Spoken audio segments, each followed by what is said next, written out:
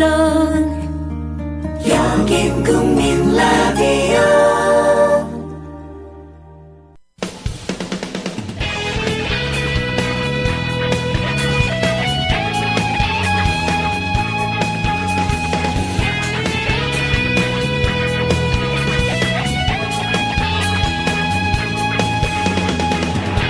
김영덕의 묘양산 전망대.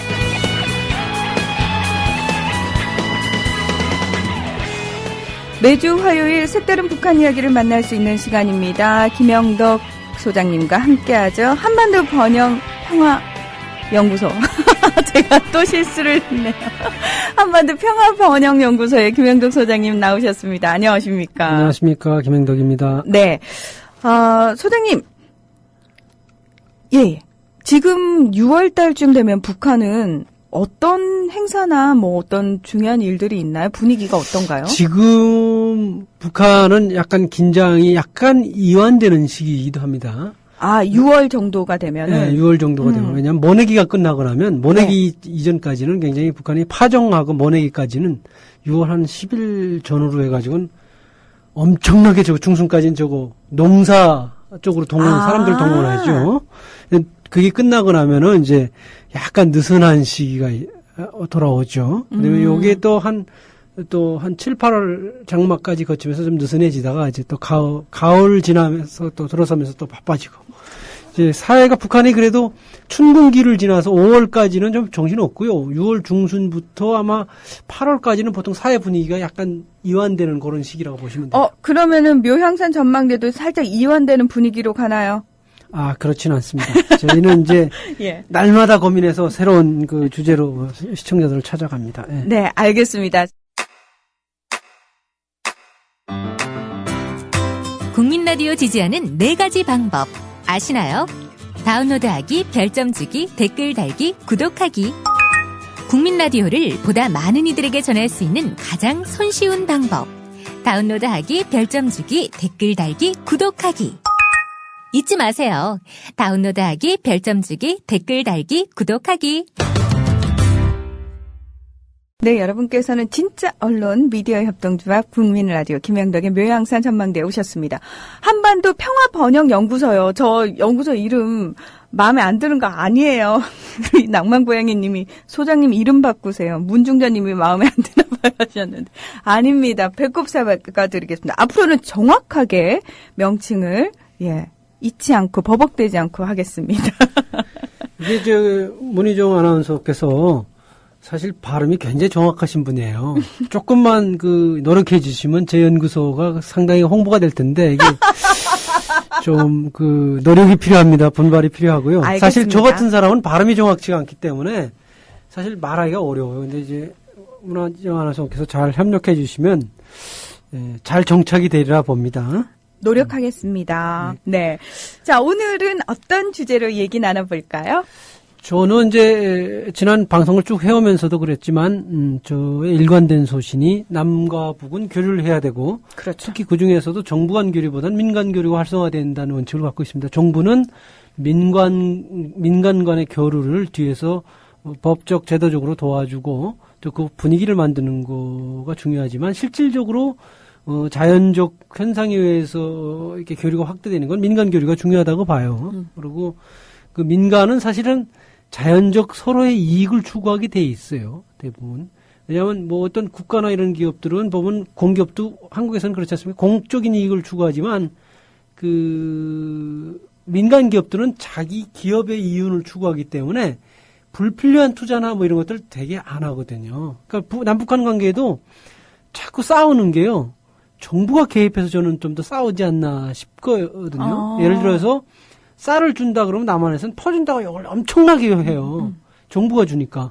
근데 민간이 준다 그러면 그걸 뭐라 그럴 건 없죠. 왜 그러냐면 그건 민간이 주는 거니까. 그건 이해관계에서 서로 주고받는 거니까.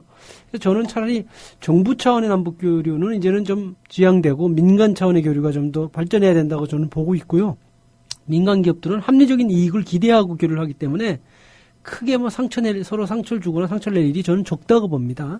그래서 민간 교류가 아주 활성화되는 게 중요하다고 보고요. 근데 이제 아쉽게도 지금 민간 교류가 오이사 조치 이런 것들로 해서 아주 단절된 상태입니다. 그래서 이것이 언젠가는 재개돼야 되고 이게 활성화되는 과정 속에서 북한 주민들의 이익이 남한 사회를 통해서 관철되면 좋고요. 또한 남한 주민들의 필요가 또 북한 주민들을 통해서 관철되면 아주 좋죠.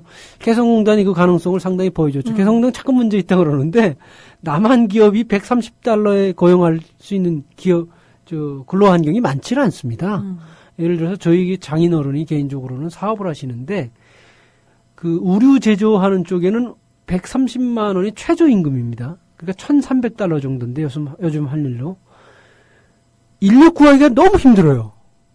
그런데 개성공단은 어떻습니까? 지금 130달러밖에 안 되니까 13만 원 정도밖에 안 되지 않나? 10분의 1 수준입니다.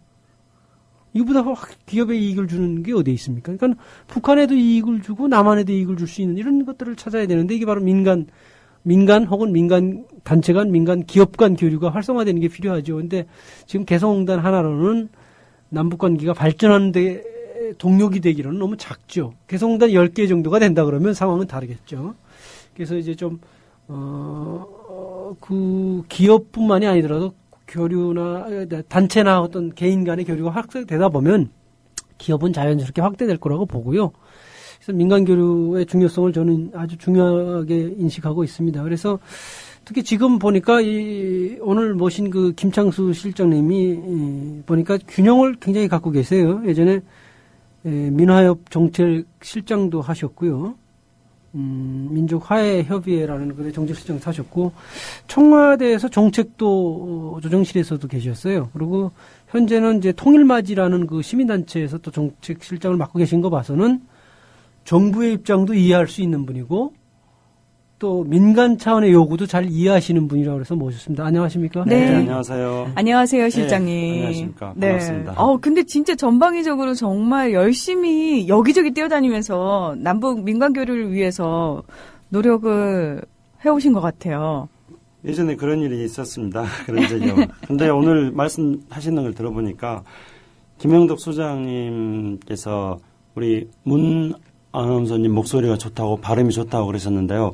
제가 보니까 김영덕 소장님 발음이 저보다도 발음이 더 좋고 김영덕 소장님이 저보다 더 표준말을 쓰시는 것 같아요.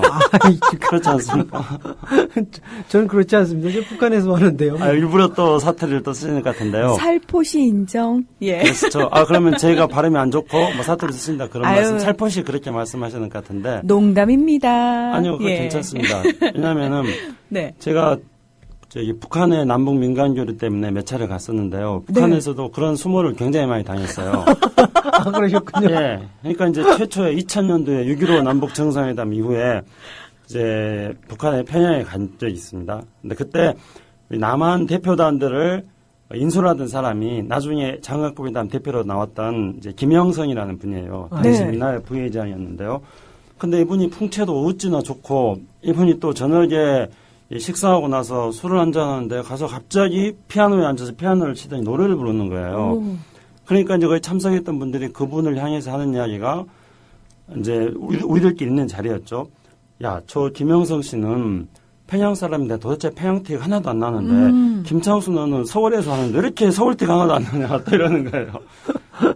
그런 소문을 많이 당했는데 또 김영도 수장님이 발음도 저보다 더 좋으시고 표준말도 저보다 더 잘 쓰시고 그래가지고 평양에서도 수모 당했는데 제가 서울에서도 이게 참 아니에요, 실장님. 굉장히 농담을 재미있게 하시네요. 제가 김창수 실장님은 네. 그러니까 경력이 보여주는 것도 있고 이제 북한 관련 일을 많이 해오셨어요. 그리고 네. 또 이제 글을 가끔 쓰시는데 저희가 페이스북에서도 가끔 봅니다. 근데 북한 문제에 대해서 굉장히 균형을 갖고 계세요. 중심이 있고. 균형을 가지고 있다라는 거는 어떤 의미에서? 그러니까 민족 공동체의 장기적 이익에 부합하는 글을 많이 쓰시더라고요. 그러니까 이게 뭐 어느 남한의 어떤 특정 정포나 북한의 어떤 특정 정포에 치우치질 않아요. 근데 저는 아주 바람직하다고 보거든요. 이게. 제가 가장 듣고 싶은 이야기인데요. 너무 감사합니다. 그래서 그게 예. 사실 남한에서 계신 분들이 약간 상대방에 대해서 이렇게 폄하해서 그렇지 실제로 글을 쓰시는 거 보면 북한의 입장도 적절히 배려하면서 남한의 이익을 잘 대변하는 글을 잘 쓰세요. 이게 사실 어렵거든요. 제가 남한에 와서 보니까 남한 분들이 갖고 있는 입장, 시각하고 북한 사람들이 갖고 있는 입장이 너무 달라요. 근데 그거를 굉장히 절묘하게 이게 넘나드시더라. 그래서 역시 그 현장감이 있으시고 정부에서 일하셨으니까 현장감이 있지 않나 이런 생각을 했습니다. 그래서 제가 어렵게 또 모셨습니다. 네. 네.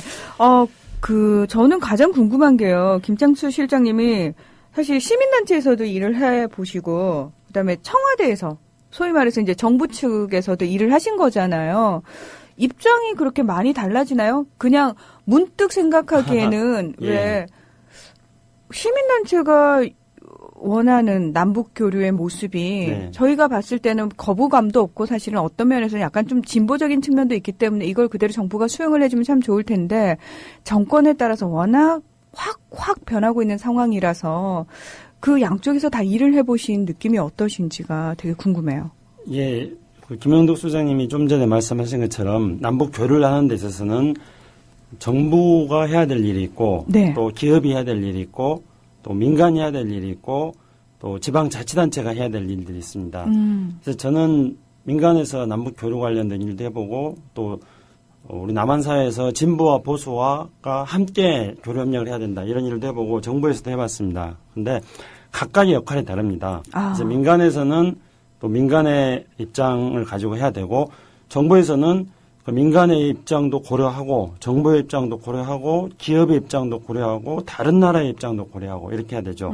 정부가 훨씬 더 많은 시각에서 다양한 입장들을 조정해야 되는 입장이 있다면은 민간은 사실은 이해관계가 별로 없으면서 어떻게 본다면은 좀 순수하거나 또는 뭐 장기적이거나 이런 걸 가지고 할 수 있습니다. 그런데 그런 민간의 목소리는 오히려 그렇기 때문에 현실성이 조금 더 약할 수도 있습니다. 그래서 민간이 하는 취지는 최대한 살려주면서 이것을 현실 가능하게 잘 다듬는 역할을 또 정부가 해줘야 되는 거죠.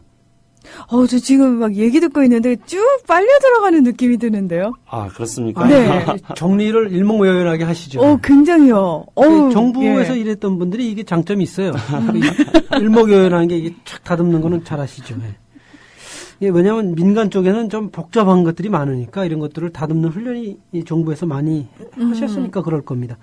근데 어쨌든 저 남북 교류는 제가 볼 때는 본격적으로 시작된 건 저는 2000년 이후라고 봅니다. 왜냐하면 2000년 이전에는 정치적 선언만 됐다 했었지 실제 교류를 안 했으니까요. 그렇죠. 그런데 이제 2000년 이후로 남북 교류가 이제 진행됐는데 아주 저는 저는 희망을 가졌었습니다. 처음에 북한에서 떠나올 때는 정말 답답했거든요. 처음에 와서는. 희망을 못 가졌다가 2000년 이후로 또 마음이 싹 바뀌었어요. 7, 8년 지나니까. 정상회담 하니까 이렇게 한 20년만 가면 통합이 되겠구나 이런 느낌이 가졌었는데 지금 상태로 봐서는 영구 분단도 가능하겠구나. 이게 왔다 갔다 하는 겁니다. 사람 마음이. 그런데 남북 교류가 이제 변화 추이가 2000년 이후에 지금 어때 왔습니까? 쭉 정리를 해보신다면. 예. 사실은 2000년도에 6.15 남북 정상회담이 남북 교류를 확대시키는 중요한 계기가 됐습니다. 2000년 6.15 남북 정상회담 이전에는 90년대에 민간단체 차원에서 자주적 교류 운동을 했습니다. 교류를 하자고 했는데 저도 이제 그 당시에 민간단체에서 자주적 교류하자고 목소리를 굉장히 높였습니다. 근데 그거는 실제 교류가 진행된다기보다도 교류의 필요성을 이야기하고 교류해야 된다고 주장을 하는 거였습니다. 2000년대부터 이제 실제 교류가 된 거였죠. 근데 2000년 6.15 회담을 하기 전에 99년도에 제가 남포에 간 적이 있었습니다. 아마 남한 사회에서 학생운동을 하고 또 진보적인 생각을 가진 사람이 합법적으로 북한 땅을 방문한 건 굉장히 드문 사례였을 겁니다.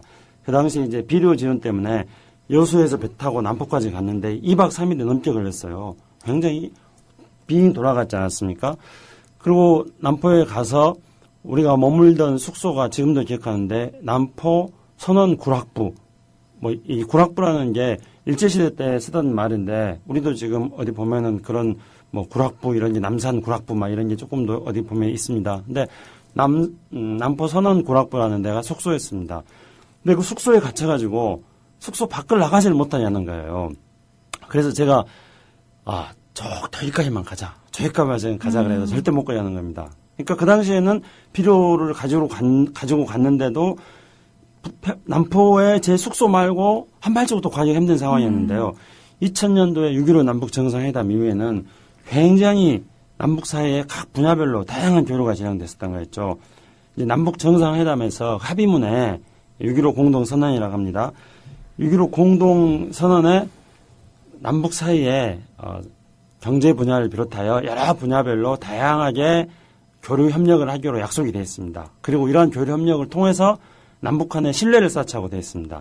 그러니까 그때 그 합의문이 어떻게 채택됐는지 그걸 제가 당시 합의문을 채택했던 과정에 참여했던 임동원 당시 이제 통일부 장관님한테 들어봤어요. 그런데 이렇게 했답니다.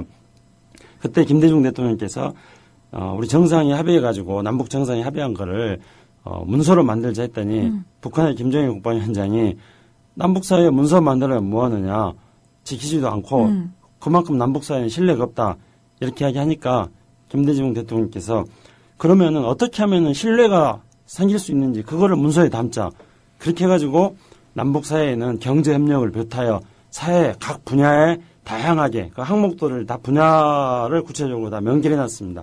이런 분야별로 교류를 해가지고 신뢰를 쌓는다 이렇게 되어 있습니다.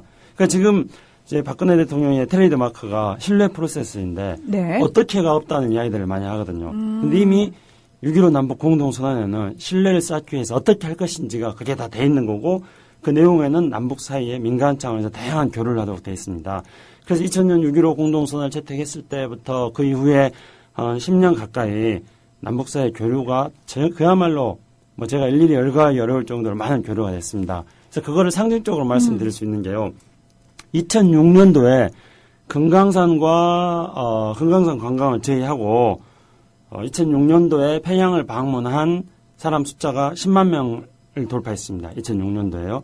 그러면 그거는 한국 전쟁 이후에 2005년까지 평양을 방문했던 사람의 총합보다 더 많은 사람이 그렇게 많은 사람이 간 거예요. 2006년도에. 그리고 아마 2005년도에 한 7만 명 정도 갔을 거고 2004년도에 한 10,000명, 2003년도에 한 5,000명 막 이렇게 아마 됐었겠죠. 그러니까 그렇게 기하급수적으로 북한을 방문하는 사람들이 늘어났던 겁니다. 이게 이제 6.15 공동선언 2000년 이후에 남북교류가 얼마나 활성화됐는가를 상징적으로 보여주는 건데요. 이렇게 사람들이 많이 가야 된다면은 우리가 북한의 모습을 있는 그대로 알게 됩니다. 북한의 좋은 점이 뭔가, 북한의 나쁜 점이 뭔가 이런 걸 알게 되고요. 그리고 북한 주민들하고 조금씩 접촉을 하게 되잖아요. 그렇죠. 사람들은 만나야지 서로 정도 생기고 맞아요. 예, 그랬다는 겁니다. 그래서 그러니까 그런 교류가 됐던 거였죠. 늘 사실은 직접 만나서 얘기를 나눠본 적은 없고 무언가를 통해서 얘기를 전해 듣기만 했는데 이 전해 듣는 얘기들도 입맛에 따라서 전해주는 사람들이 자꾸 왜곡시킨다는 거죠. 그렇죠. 그랬는데 그게 예. 우리가 개인 차원에서도 보면 이렇습니다. 북한에서 오신 분들도요. 북한에서 오신 분들끼리 결혼해서 사는 경우도 있고 남한 사람하고 결혼해서 사는 경우도 예. 있어요. 그런데 네. 남한 사람하고 결혼해서 사는 사람들은 남한 사람들이 되게 우호적이에요. 저는 남한 사람들 되게 순수하더라고요. 살아보니까. 예. 아니 너무 좋은 부인을 만나셔서 네, 남한 여자들이 착해요. 평균적으로. 몰라서 그렇지.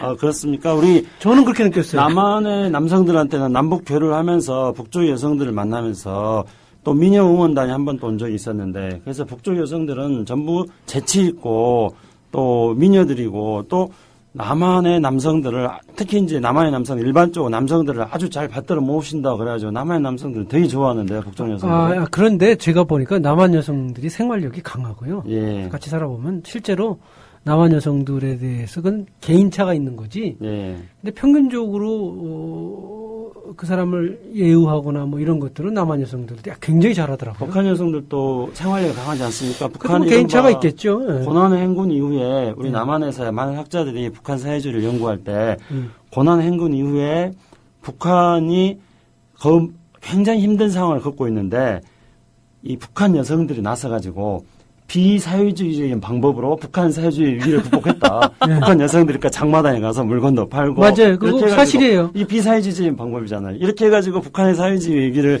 북한 여성들이 극복했다. 최근에는 여성주의가 그쪽에도 많이 상승해서 여성들이 장사를 하면서부터는 경제권을 가지니까 남성들이 여성들을 함부로 못하는 시대로 바뀌더라고요. 북한도 좀 많이 변했어요. 이 남북의 남자들이 여자 얘기를 이런 식으로 하시는군요.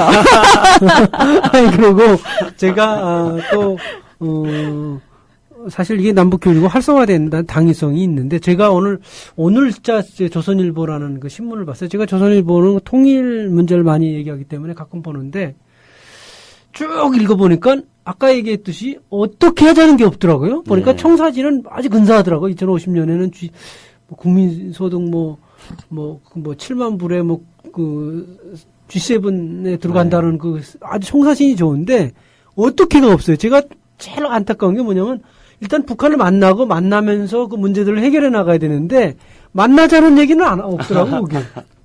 일단 예. 만나야 되잖아요. 만나려면 존중해야 되잖아요. 그렇죠. 그래서 이제 중요한 게요. 그게 좀 아쉽더라고요. 예, 만나다 보면은 우리가 한국에서 알고 있는 북한과 다르고 또 우리가 공부를 하는 것하고 실제 다르다는 걸 많이 알게 됩니다. 예를 들면은요, 2000년대 이후에 남북 민간교류가 활발해지면서 남한에서 평양을 방문한 분이 있었습니다. 이분은 이제 북한 분들하고 같이 술도 마시고 노래를 부를 시간이 됐어요. 그래서 이분은 뭔가 평양에 왔으니까 평양과 뭔가 관련된 노래를 불러야겠다고 생각을 했는데 북한 노래는 아는 건 없고, 그래서 생각나는 게 그 대동강아 내가 왔다, 을밀대야 내가 왔다, 뭐 이런 나훈아 씨의 노래를 부른 거예요. 네. 근데 이 노래는 이제 자세히 들어보면은 평양 수복하겠다는 거거든요. 근데 이분은 이제 거기에 대동강 나오고 을밀대 나오니까 뭔가 평양에 가서는 그런 노래를 불러야겠다고 하니까 그걸 듣고 있는 그 자리에서 이제 북한 사람들은 또 난리가 난 거죠. 그러니까 어머나. 그런 어떤 만남을 통해 가지고 우리가 구체적으로 어떻게 만나야 하는 거를 아는 거예요. 그런 노래는 하면 안 되겠구나 하는 걸 알았어요. 또 어떤 경우가 있었냐면요. 그렇게 하다 보니까 이제 2000년 6.15 이후에 남북 사이에 이제 민간 공동행사들을 많이 했습니다. 6.15 공동행사도 하고 8.15 공동행사도 하고요. 그러면서 여성은 여성들끼리 만나고 노동자는 노동자들끼리 만나고 농민은 농민들끼리 기자들은 기자들끼리 학자들은 학자들끼리 이렇게 다방면에 걸친 남북 간의 접촉이 있었습니다. 근데 앞에 말씀드린 노래에 그런 사건이 있어가지고 이제 서로 공연 같은 거 할 때 노래에 대해서 미리 이제 무슨 노래를 부르는지 사전에 준비를 해온 노래에 대해서 서로 공개를 해서 합의를 하기로 그렇게 했습니다. 그래서 이제 남북 여성 대회를 하는데요. 남북 여성들이 각각 노래를 준비해 왔어요. 그래서 딱 노래를 이제 제시를 하는데 너희 거 내놔봐, 우리 거 내놓게 했어요. 그래서 북한이 딱 내놓는 게 뭐였냐면은 여성은 꽃이라네. 여성은 꽃이라네 노래를 딱 냈어요. 네. 우리가 준비한 노래는 뭐였냐면 사람이 꽃보다 아름다워했어요. 그러니까 좋았네 그거는. 근데 이제 노래의 의미는 또 서로 다른 거잖아요. 여성은 꽃이라네 그러는데 우리는 사람이 꽃보다 더 아름답다 이렇게 하는 거니까 서로 안 맞는 노래를 했던 거예요. 그러니까 이 작은 상황 속에서 남북 사이에 그만큼 또 문화적 격차도 있는 거죠. 그럼 이 문화적 격차를 해결하기 위해서는 우리가 2050년도에 통일한다 뭐 그런 청사진을 제시하는 것만을 가지고는 그런 청사진을 달성하기도 어려울 뿐만 아니라 그 과정 속에서의 문화적 격차가 큰 걸림돌이 될 수 있는 겁니다. 그렇죠. 그러면 그런 잦은 만남과 접촉을 통해 가지고 문화적 격차를 줄이고 그리고 상대방에 대해서 서로 간에 내가 어떻게 말해야지 내 계획을 내 목적을 저 상대방을 통해 달성할 수 있을 것인지 이런 것들도 배우고 익히게 된단 말입니다. 맞아요. 일단 만나야 그 답이 나오는데 지금 우리 정부가 지금 제가 아쉬웠던 게 아까 그랬고 조선일보를 내가 쭉 봤어요. 근데 재밌더라고요. 나름 논리가 구성이 있는데 어떻게가 없었어요. 예. 근데 어떻게라는 건 뭐냐면 일단 북한을 만나야 되거든요. 만나면서 아까 얘기했듯이 처음에 갈등도 있고 제가 방송에 늘 말씀드리면 한 3, 40년 시대차가 있으니까 당연히 그 갈등이 있고 뭐 문화적 다른 게 있겠죠. 근데 그들 나름대로 어떤 살아온 과정이 있으니까 그거를 이제 좁혀나가는 과정들이 있어야 되는데 그게 없어요. 그러면 뭐 북한을 붕괴시켜서 하겠다는 거야. 아니면 어떻게 하겠다는지 그 어떻게가 없어요. 네. 그럼 안 된다는 거죠. 예. 제가 그래서 일단 만나야 된다는 데서 이제 일단 한 가지 중요한 포인트가 있다고 보고요. 지금 남북교류 활성화가 지금 오이사조치 뭐 이런 거로 등등을 해서 좀 멈춰서 있는데 가장 남북교류 활성화의 장애 요인이 뭡니까? 실장님 보시기에 주변국 간섭입니까? 뭐 정권의 성향입니까? 아니면 북한의 뭐 핵보입니까? 뭐 여러 가지 이유가 있을 거 아닙니까? 가장 핵심이 뭡니까? 가장 핵심적인 것은 정치적인 상황이죠. 남북한의 당국이 정치적인 이유로 서로 대립하는 것 이런 게 가장 큰 이유가 됩니다. 지금 같은 경우에는 이제 북한 핵 문제를 어떻게 할 것인가를 놓고 남북한의 정치적으로 서로 의견의 차이가 있지 않습니까? 과거에 이제 6.15 정상회담 이후에 또 김대중 노무현 정부 시절에는 핵 문제하고 남북 교류를 병행해서 진행을 했었거든요. 근데 그렇다 하더라도 남북한 사이에 정부 당국 사이에 의견의 충돌이 생길 경우에는 남북 교류가 속도가 더디거나 제한되거나 그런 적이 있었습니다. 예를 들어 본다면은 3월 달에 한미 군사훈련 하면은 북한이 굉장히 민감해집니다. 그래서 한미 군사훈련 할 때는 예정되어 있는 남북 간의 교류 같은 것도 중단하자. 북한이 뭐 그렇게 나옵니다. 그래서 그런 여러 가지 요인이 있는데 종합해서 말씀드린다면은 남북한 정부 당국 사이에 정치적인 견해 차이가 발생했을 때 이게 가장 큰 요인이라고 보여집니다. 근데 제가 놀랐던 거는 말이죠. 제가 북한에 있을 때는 남한이 아주 무서웠고 공포의 대상이었거든요. 네, 그러니까 남한에 와보니까 북한은 남한의 입장에서는 공포의 대상이 아니겠구나 이랬는데 또 남한 사람들도 그렇게 인식하더라고요. 네. 근데 왜냐하면 국력 기반 한 50배 이상씩 차이 나면 보통 50배 적은 쪽에서 공포를 갖지 50배 많은 쪽에서 공포를 갖지는 않죠, 보통은. 남한에서 그게 정치적으로 활용되는 건지 아니면은 실제로 무서워하는지 저는 이게 헷갈리더라고요. 네. 그래서 이제 그런 거를 가지고 우리가 좀 비아냥거리면서 말하는 사람들은 북한은 전지전능하다고 말합니다. 그러니까 북한이 힘이 세면은 힘이 세서 우리한테 무서운 존재이고 북한이 힘이 약하면은 힘이 약해가지고 언제 뭔 짓을 할지 모르는 그런 세력이니까 우리한테 무서운 존재이고 또 힘이 세지도 않고 약하지도 않고 어중간한 존재이면은 무슨 일을 하는지 우리가 알 수 없는 투명하지 않은 존재니까 또 우리한테 위협이 되는 거고 어떤 형태든지 간에 북한이 우리에게 위협인 세력이다 이렇게 말하는데 이런 생각을 가지고 있다면 아무것도 해결 못하는 거죠. 남북관계 진전 없는 거죠. 실제로 북한이 위협스러운 세력이라고 우리가 많이 생각을 해왔지만은 그러나 우리 김영덕 소장님 말씀하신 것처럼 그 위협에 대해서는 국력의 차이, 군사력의 차이 모든 걸 가지고 북한이 훨씬 더 위협을 느낍니다. 이제 2000년도에 아까 남북 사이에 여러 가지 교류 협력에 대해서 약속을 했다 그러지 않았습니까? 남북 기본 합의서에서요.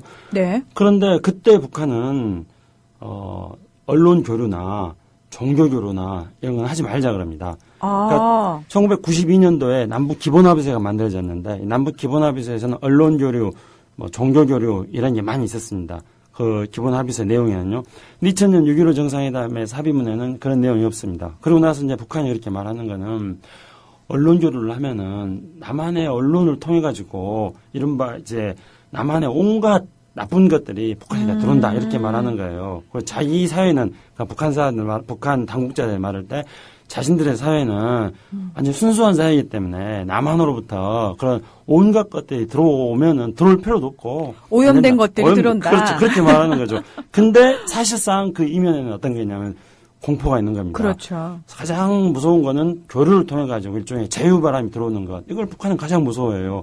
그런데 북한은 교류를 통해서 자유바람이 들어오는 걸 가장 무서워하는데 우리 남한식의 이 여러 체제가 우월하다고 생각하면서도 불구하고 북한하고 교류를 또 막고 있는 거예요. 이 정말로 우스운 상황인 거죠.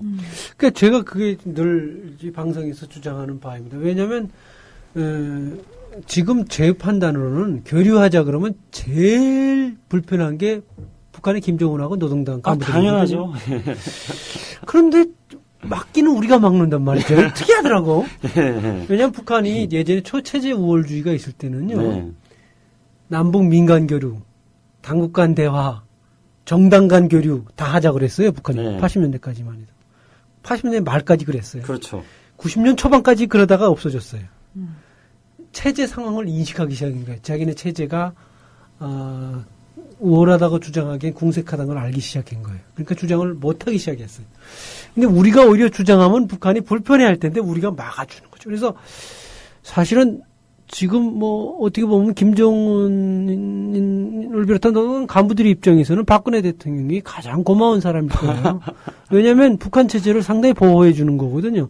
자꾸 왔다 갔다 하면은 저는 그럽니다. 결국은 북한이 우월하냐 남한이 우월하냐 이건 차치하고더라도 결국은 보통 개인의 자유와 어떤 인권이나 이런 것을 좀 더 존중하는 체제로 경도될 수밖에 없는 건데, 근데 그게 뭐 저는 뭐 북한이다 남한이다 하지 않더라도 이미 다 알고 있지 않나요? 남한 국민들은 어느 쪽이라는 걸 굳이 뭐 저는 뭐 그 자유주의가 좀 더 활성화되는 쪽이 어느 쪽이라는 건 이미 다 알려져 있지 않나요? 그런데 그거를 막아주시고 계시니까 저쪽의 입장에서는 상당히 고마울 거고. 또 남한의 입장에서는 이제 통일주의 입장에서는 좀 안타까운 거죠. 실제로요. 그 1989년도에 임수영 씨가 평양 갔을 때 많은 그 북에서 이제 오신 분들이 말씀이 우리 소장님 어떻게 생각하시는지 모르겠는데 임수영 씨 갔을 때 굉장히 큰 충격이었다고 합니다. 그 임수영 씨의 헤어스타일이라든가 지금도 생각나요. 단발인데 그렇죠. 그 펌 머리였죠. 예, 예, 그리고 웨이브. 물방울 바지. 아, 땡땡이 네, 바지. 맞아요. 예. 그리고 임수영 씨는 이제 굉장히 남한의 자유분방한 대학생이었거든요. 그렇죠. 가가지고 굉장히 활달하게 막 떠들고 이런 모습. 그리고 그 임수영 씨가 또 판문점을 통해서 남쪽으로 가게 해달라 해가지고 북한에 가가지고 농성하고 그랬거든요. 아마 북한 국가가 생긴 일에 농성한 적은 처음이었지 않나 싶은데요.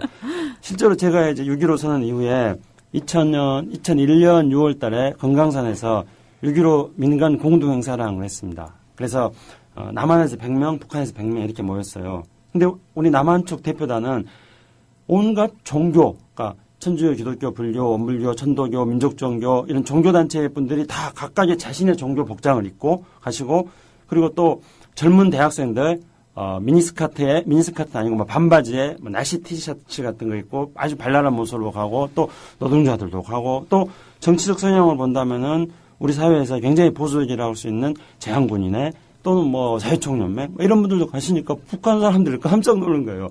도대체 그냥 온갖 이 비빔밥이라 그럴까 다정다양한 사람들이 그러니까 통일된 복장도 아니고 그렇죠. 그렇죠. 예. 그 통제가 안 되는 거예요. 그렇죠. 그 2001년 그해 8.15에요. 이제 평양에서 처음으로 340명 정도의 남한 대표단이 가가지고 평양에 8.15 통일 대축전을 했어요.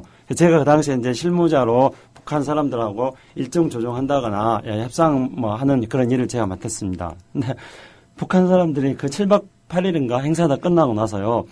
이 340명을 다루는데 평양 시민 30만 다루는 것보다 더 힘들다 이러는 거예요. 그 명령만 하면 다 되는 사회니까. 그렇죠. 네. 그런데 가령 이제 이런 게 있는 겁니다. 아침에 이제 새벽에 일어나가지고요. 그 340명 중에서 10명은 또 조경을 해야 되는 거예요. 평양에 고려호텔에 다 있어야 되는데 이 사람들이 반바지만 입고 조경하려고 또 뛰어나오는 거예요. 평양 시내를. 그렇죠.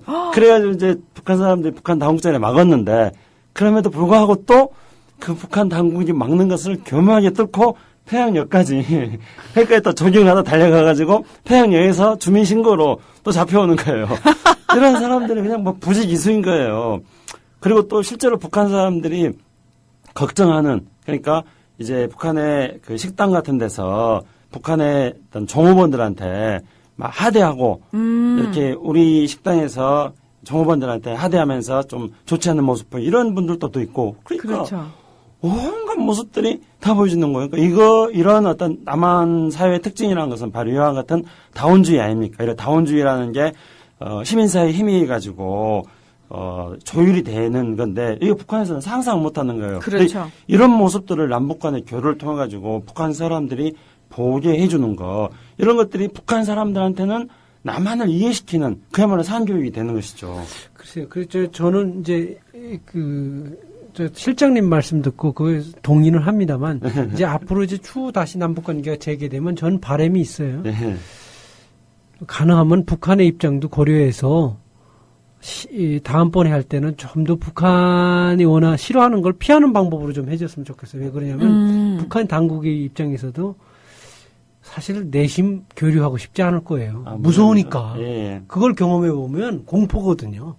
왜냐하면 북한에서는 상상이 안 되는 거예요. 거긴 전체주의 국가예요. 당에서 명령하면 그대로 이행되는 사회라고. 물론 이제 기계처럼 다 되진 않지만 대체로 됐죠. 그런데 남한 분들 제가 처음에 만나면서 느끼는 감정들은 정말 관리자로서 남한 사람들 관리하기 정말 힘들겠더라고요. 왜냐하면 그거 보니 요구가 다 달라요. 한쪽에선 시위하고 한쪽에선 뭐 협상하고 한쪽에선 뭐 춤추고 한쪽에선 뭐 노래하고 다 다르더라고. 그러니까 북한의 입장에서는 이 남한하고 교류하는 것 자체가 두려울 거예요. 사실은. 그래서 그럼에도 불구하고 저는 우리가 이제 하나가 돼야 된다는 통일의 당위성이 더 크기 때문에 북한을 잘 배려하면서 만나가다 보면 상호 이익이 되는 점이 있을 거라고 저는 봐요. 그러면 김창수 실장님은 네. 그 남북 교류하면서 민간 교류하면서요. 그 당시에 같이 이제 북한 분들하고 같이 지내셨잖아요. 와, 진짜 북한에서는 관리자하기 좀 쉽다. 사람들 통제하기가 이렇게 쉽다니 이런 생각 혹시 하셨어요? 물론이죠. 부러우셨습니까? 아니요, 전혀 그렇지는 않고요. 이거는 이제 북한사의 특징이다. 그러니까 제가 늘 주장하는 거는 남과 북은 저는 하나가 되는 것, 저는 그런 말에 대해서 별로 동의하지 않습니다. 오. 저는 하나가 되는 것이라기보다는요, 오히려 둘이 서로 다르다는 걸 알고 그 서로 다른 둘이 공존하는 것, 이게 중요하다고 저는 생각합니다. 그래서 그 나무 중에 그런 나무 있지 않습니까? 나무가 이렇게 가지가 서로 연결되어 있는 가지들을 열리문이라고 열리지 네. 뭐 그런 거죠. 그러니까 남과북이 갑자기 하나가 되는 것보다 그렇게 열리지처럼 이렇게 가지가 이렇게 연결돼 있어가지고 교류 열심히 하면서 두 개로 공존하다가 근데 이 과정 속에서 제일 중요한 거는 우리 김영수 소장님 말씀하신 것처럼 상대방을 이해하는 겁니다. 저는 그게 중요하다고 생각하고요. 교류는 말씀한 것처럼 북한으로서는 공포가 될 것이고요. 그렇기 때문에 우리는 과거에 10년간의 교류를 해본 경험이 있습니다. 그 교류를 처음 해본 게 아니기 때문에 그 경험을 가지고 아주 절제된 교류를 해야죠. 이 교류를 통해 가지고 북한에도 북한 사람들이 교류가 무서워가지고 문 닫아버리면 안 되니까 교류가 지속적으로 되면서 북한 사람들에게도 도움이 되고 남한에게도 도움이 되고 그래서 서로 이해가 돼가지고 남한과 북한이라는 두 개의 나무가 튼튼하게 서가지고 이거를 연결시켜주는 이게 바로 교류가 돼야 되는 것이죠. 교류가 단절돼 버리면 안 되니까 급작스럽게 교류를 해서 상대방에게 부담이 되는 그런 것들을 하려고 하면 북한이 문을 닫아버리니까 또 그런 것들을 생각하는 왜냐하면은 교류가 바로 남과 북을 공존시키게 하는 핵심이 되는 거기 때문에 이게 지속적으로 돼야 되거든요. 그 뭐 특별히 제가 질문지를 만들었습니다만 뭐 질문지로 문의 안 해도 다 될 것 같습니다. 왜냐하면 워낙 그 달변이시고 논리적이셔서 뭐 그렇게 그 질문지대로 가지 않으셔도 될 것 같아요. 그런데 저 민간 차원의 대북 지원이 있지 않습니까? 예. 그게 저는 사실 남한에 와서 제가 참 놀랐던 게 민간 차원의 대북 지원 의지나 혹은 욕구가 남한사에 있다는 것에 참 놀랐어요. 예. 왜냐면 여긴 개인주의 사회잖아요. 예. 개인들이 자기 이익의 극대화를 위해서 서로 살아가는 사회인데 북한에다 그걸 도와주자는 거 보고 제가 깜짝 놀랐어요. 야, 남한 사람들 대단하다 이런 생각도 들었고요. 사실 그거가 있다는 거를 정부가 오히려 장려해야 되거든요. 왜냐하면 장려해도 잘 안 될까 말까 했는데 하겠다는 분들이 있다는 거 제가 아직도 저는 남한 분들이 따뜻하고 북한 동포들과 하나가 되겠다는 의지가 분명히 잠재되어 있구나 이런 생각이 들었어요. 그런데 그 대북 지원 자체를 지금 어쨌든 활성화해야 되는데 우리가 지금 대북 지원 자체를 못하고 있으니까 아예 교류가 막힌 겁니까 지금 정책에서? 예. 그래서 박근혜 대통령은 인도주의적인 것과 정치적인 분리시키겠다. 그래서 인도적인 차원에서 대북 지원, 특히 영유아 대북 지원하겠다 이렇게 말씀하셨어요. 박근혜 대통령께서 이렇게 말씀하셔서 우리 국민들 중에는 지금 인도적 대북 지원이나 영유아 대북 지원은 되는 줄 알고 있는 분들이 많이 계십니다. 네. 그런데 실제로 안 되고 있습니다. 아주 뭐 좀 속도에 표현해가지고 병아리 눈물만큼만 되고 있을 뿐입니다. 그래서 대북 지원을 하는 인도적 대북 지원 단체들은 이명박 대통령보다 박근혜 대통령에 대해서 더 실망을 하고 있습니다.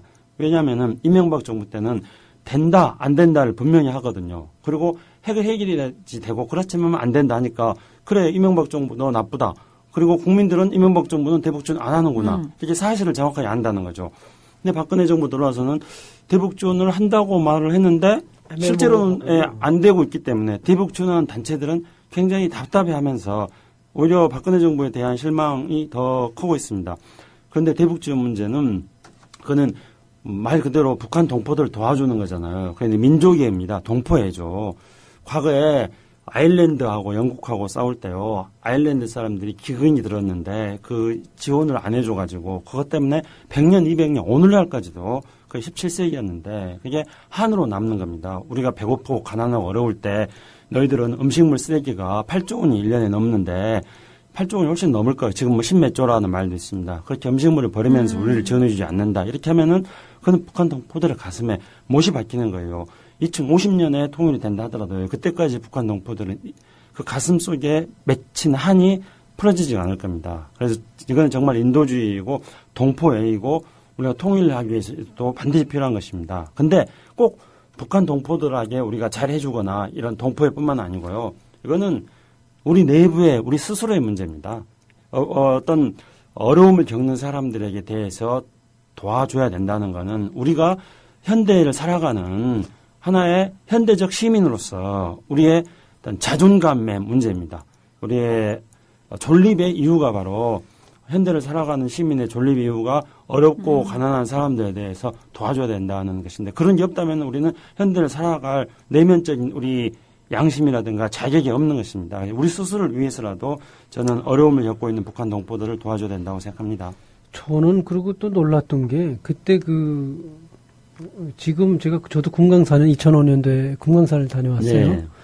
근데 가서 느낀 게 뭐냐면 물론 이제 남북 협상에 나오는 북한 지배 엘리트들은 좀 모양새가 다르긴 합니다만 네, 그렇죠. 그 보통의 시민들은 아주 인종 자체가 달라졌더군요. 영양실조가 걸려가지고 동남아 사람 같이 조그마더라고요. 네. 제가 떠나온 고향인데 되게 충격받았어요 그때. 고향이 어디십니까? 저는 평안남도입니다. 아, 그렇구나. 강원도는 제가 고모가 있어서 자주 다녔고요. 그래서 가서 마음도 아프고 한편으로는 되게 좀 혼란스러웠어. 왜냐면 금강산 들어가서 그 현지인들이 가끔 보수하러 관광객들 그 길 올라다니는 길 보수하러 나온 분들이 계신데 키가 되게 조그매요. 50도 안 되는 남자들이 많아요. 그러니까 나이가 한 40 이상 되는. 그게 아마 성장기 때 이게 잘 이렇게 영양 섭취가 안 돼서 그런 것 같더라고요. 그렇죠. 그래서 제가 되게 놀랐어요. 너무 조그매가지고. 그러니까 인종이 달라진 거예요. 네. 그런데 아까도 말씀하셨지만 사실 제가 남한사에 이제 제가 남한 사람보다 남한사회를 많이 돌아다닙니다. 지방에도 여행을 많이 하고 그러는데 사실 우리의 부끄러운 모습들이 많습니다. 지금 우리나라만큼 로봇호텔이 많은 나라가 없습니다. 우리나라만큼 물 쓰레기 많이 버는 나라도 드뭅니다. 이런 거 북한 사람들 먹고 사는 거 해결하고도 남습니다. 사실은. 북한 정책 김정은이나 이런 사람 나쁘죠. 그럼 우린 더 나쁠 수도 있어요. 어떻게 보면은. 그럼 우리는 그 사람들을 위해서 한 게 뭐냐고요. 이렇게 우리가 반문해 볼 수 있는 거예요. 그런데 사실 그 개인의 향락이나 이런 데 소비되는 그 국가적 자원이 있지 않습니까? 잉여 자원들이 있는데 이런 것들을 사실은 민족이 좀 화합하고 또 미래지향적으로 통합해 가는데 도움이 되는 방향으로 쓸 수 있게 만들 수 있는 거는 이런 계기들을 만들어줘야 되거든요. 예를 들어서 북한 동포를 도웁시다. 그리고 왜 도와야 되는지 이유를 말하고 이렇게 하게 되면 국민들이 참여하게 되는 겁니다. 네. 그러니까 참여할 수 있는 길이 바로 교류를 하도록 정부가 제도적으로 보장해 주는 건데 제가 이제 시민들하고 나가서 만나보니까 오히려 북한이 막아서 안 되는, 교류가 안 되는 거로 생각하는 사람이 더 많더라고요. 제가 깜짝 놀랄 때가 많아요. 그러니까 이제 정보 전달이 아직도 왜곡되어 있는 경우가 많고요. 오히려 북한이 교류하기 싫어서 막고 있어서 못하는 경우가 그렇게 인식하는 경우가 많아요. 네. 근데 제 생각에는 일단 북한은 대외적인 공개 주장은 현재 남북교류를 하자고 하지 않습니까? 북한이 지금 안 하겠다고 하진 않지 않습니까? 오히려 우리가 안 하는 거지 걔네가 안 한다는 건 아니잖아요. 그러니까 그런 부분을 볼 때는 우리 정부가 이제 좀 더 저는 지금 박근혜 대통령이 좀 더 성숙한 자세로 북한에 접근하길 바라고 그리고 그 성숙한 리더십이 성숙한 국민들을 또 만들어낼 수 있다고 봅니다. 그런 측면에서 박 대통령이 이제 그 막연하게 신뢰를 회복한다고 그러지 마시고 교류는 일단 열어놓는 게 낫지 않느냐. 네. 그게 되지 않으면서 신뢰를 어떻게 쌓죠? 교류를 안 하는데 어떻게 신뢰를 쌓죠? 그게 막 속상하더라고요. 인도적 지원을 통해서 남북 문제를 해결하는 거에 대해서 이제 북한 그 주민들의 신체 발육 상태를 말씀하시면서 인종이 달라질지도 모른다는 말씀하시죠. 제가 오래전부터 걱정했던 사실입니다. 똑같은 고민과 걱정을 했습니다. 북한이 자연재해를 겪기 시작한 게 1994년부터입니다. 최근에는요. 1994년에 김일성 주석 사망 이후부터 해마다 자연재해를 10년 이상 계속 겪었어요. 뭐 작년 좀 나아졌다 그러는데 올해도 또 좀 안 좋은 것 같더라고요. 그런데 생각해 보십시오. 그러면 1994년에 태어난 사람이 지금 몇 살이겠습니까? 20살, 그렇죠. 21살. 그러면 예. 지금 북한의 10대와 그 아래, 20대 아래의 사람들은 성장기 때 정상적인 영양 섭취를 하지 못하고 자랐다는 겁니다. 북한 군인들은 한 10몇 살, 15살, 16살, 17살 때 군대 가잖아요. 북한 군인들의 키가 작아요. 그리고 키는 평균 키보다 우리보다 20cm 정도 작을 것 같아요. 몸무게도 20kg 정도 작을 것 같고요. 아직 정확한 통계는 안 나왔는데요. 얼추 그 정도 되지 않겠습니까? 차이가 많네요. 그렇죠. 예. 그리고 이제 성장기 때 영양 공급이 되지 않으면은 신체적 발육뿐만 아니라 지적 발육에도 영향을 굉장히 많이 미칩니다. 그래서 저는 굉장히 심각하게 생각하고 있어요. 소장님이 그 말씀하셔가지고 제가 평소에 고민하던 건데요. 오늘날 미국 사회가 안고 있는 가장 큰 문제는 뭡니까? 그건 인종 문제입니다. 미국 내부에서 인종 문제를 해결하기 위한 기술은 굉장히 발달했지만은 근본적으로 인종 문제는 해결되지 않고 있습니다.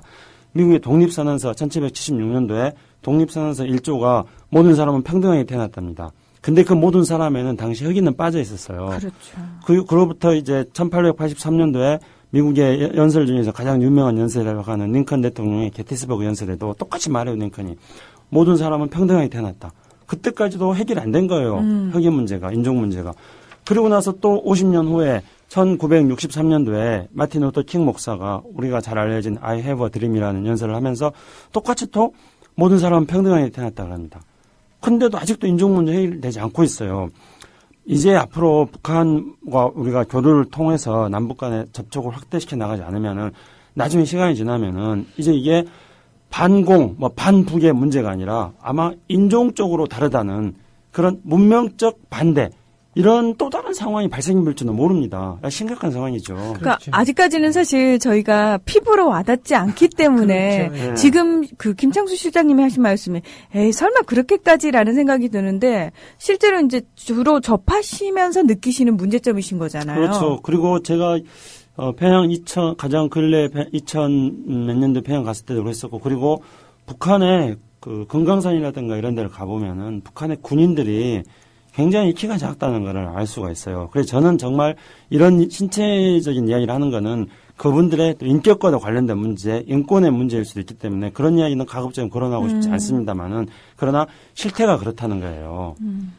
청소년들이 아마 지금 평균치, 북한 사람들이 그걸 공개를 하지 않고 있습니다만은 청소년들의 평균 키와 평균 몸무게를 비교하면 아마 20kg, 20cm 이렇게 차이가 날 수가 있습니다.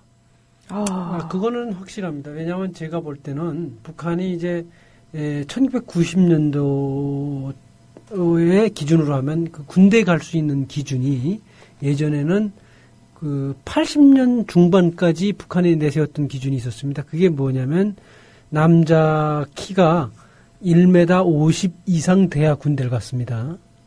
그런데 이제 1990년도에 그게 기준이 바뀌어가지고 146 이상 되면 군대를 갔습니다. 근데 2000년 이후로 기준이 다시 바뀌어서 137 되면 군대를 가야 됩니다. 왜냐하면 계속 줄어드니까 137 이상만 되면 군대를 가야 되는 겁니다. 아시겠죠? 군대를 그보다 작은 못 가게 했던 거예요. 발육이 안 돼서. 근데 137만 돼도 군대를 가야 된다는 거예요, 지금. 137이면은 지금 1m 37이죠. 예, 초등학생들 정도죠. 그렇죠. 예. 왜냐하면 제 딸이 지금 중학교 1학년인데요. 157이에요. 그런데 북한에서는 이게 굉장히 큰 키였어요. 지금 생각해보니까 지금 그 또래 기준으로 해서는 엄청나게 클 겁니다. 북한의 그 청소년들에 비해서는.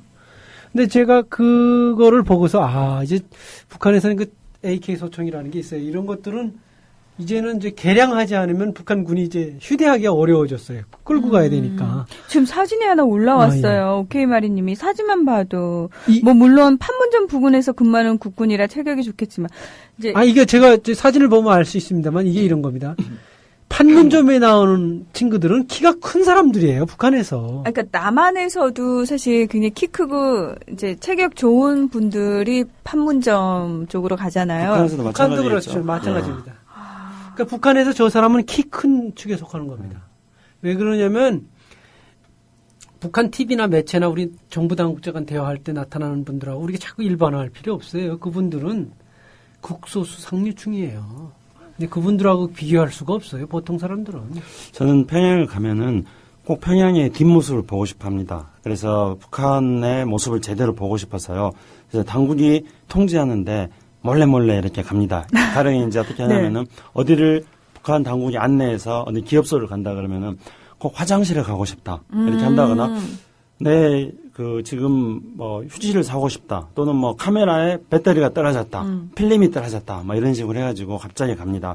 그래서 이제 그 뒷모습들을 보고요. 또 고려호텔에 있을 때도 우리 승객들이 다니는 승강기 말고 또 뒤쪽으로 가면은 고려호텔 직원들하고 고려호텔에 있는 식당 종업원들이 식당 뭐 근로자들이겠죠. 그 사람들이 사용하는 승강기가 있습니다. 또 식당에다가 뭘 놔두고 갔다 그래가지고 식사가 다 끝나고 우리는 다 퇴장했는데 놔두고 갔다 그러고 또 불시에 내 물건을 찾으러 간다고 들어가 봅니다.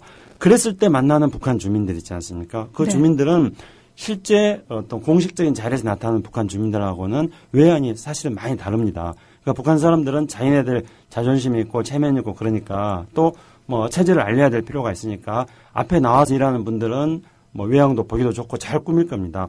그러나 이제 안 보이는 곳에서 일하시는 분들은 뭐 정말 아까도 제가 말씀드렸습니다. 그분들의 인격과 관련된 거니까 뭐 신체적인 것들 너무 많이 하는 건 좋지 않다고 생각합니다만은 보여지는 분들하고는 전혀 다르게 우리가 정말 그분들 모습을 보면 눈물이 날 겁니다. 제가 이런 적이 있었습니다.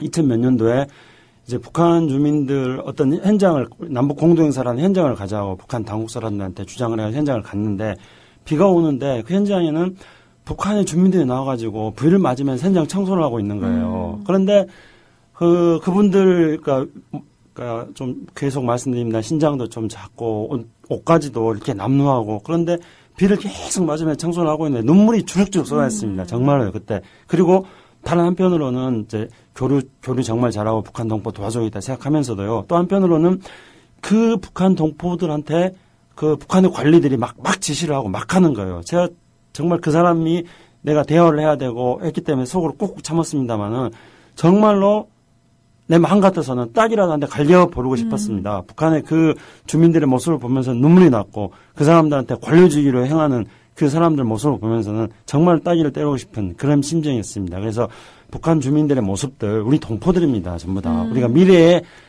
한반도를 함께 살고 책임져야 돼요. 우리 동포들입니다.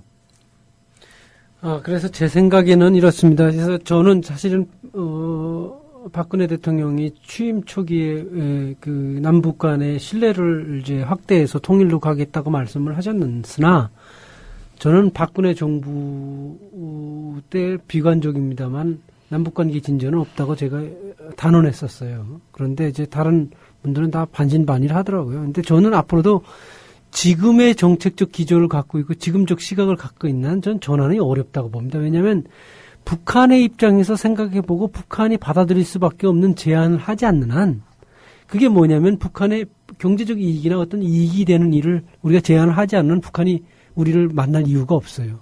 근데 우리는 이때까지 이제 지금 박근혜 그 새누리당 정권이 한계가 뭐냐면 북한하고 교류 과정에서 물질적으로 좀 공유된 것들이 있어요. 그런 걸 자꾸 퍼주기라고 공유하겠단 말이에요. 근데 그런 것들을 안 하고서 북한을 만날 수 있다? 전 불가능하다고 봐요.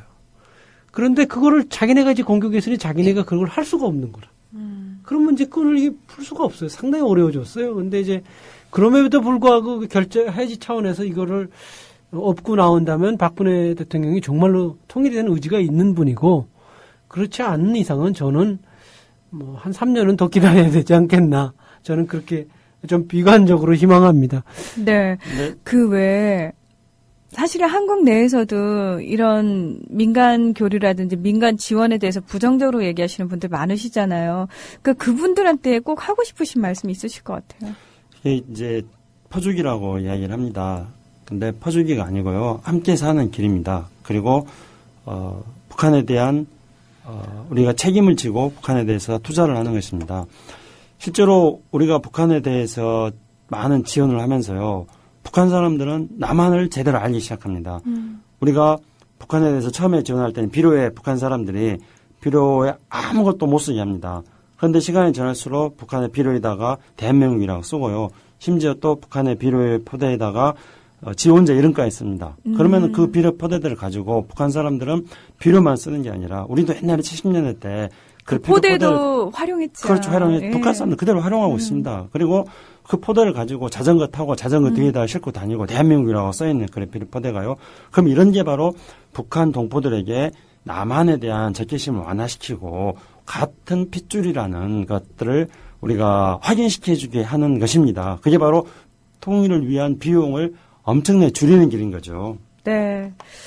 오늘 우리 김창수 실장님의 말씀을 통해서 정말 생생한 민간 교류에 대한 얘기를 들으니까요. 조금 더 한 발짝 더 민간 교류에 좀 다가간 느낌이 들어가지고 좀 마음이 조급해져요. 얼른 이러고 있을 시간이 없는데라는 생각이 들어서요. 그러니까 그걸 예. 통일하려면 일단 결의를 해야 됩니다. 네네. 자, 김창수 실장님, 김영덕 소장님 오늘 나와주셔서 정말 고맙습니다. 감사합니다. 네, 감사합니다.